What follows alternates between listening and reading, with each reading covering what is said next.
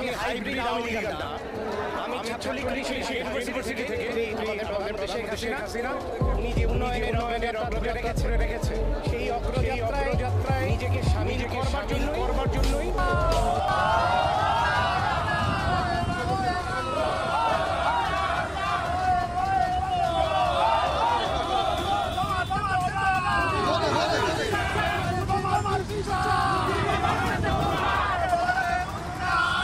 বাংলাদেশের সাবেক প্রধানমন্ত্রী শেখ হাসিনাকে বৈষম্য বিরোধী ছাত্র আন্দোলনের কারণে দেশ ছাড়তে হয়েছে।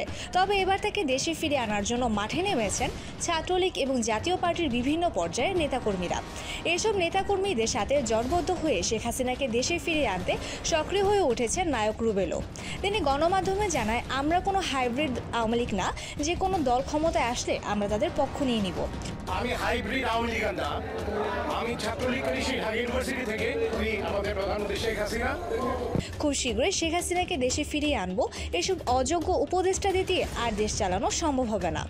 আর অন্যদিকে দেশের মানুষের মনে এখন আগের সরকারই ভালো ছিল, এই ব্যর্থ সরকার আমরাও চাই না। জাতীয় পার্টির নেতাকর্মীরাও তাদেরকে প্রকাশ্যে কুত্তার বাচ্চা বলেও গালি দিচ্ছে। 54 বছর যে বাড়িটার সামনে কেউ কোনো গন্ডগোল করার সাহস পায় নাই, এই এনসিপির কুত্তার বাচ্চারা হিন্দির মতো কিশোর পার্ক থেকে গিয়ে তোমরা পার্টি অফিসে আসতা।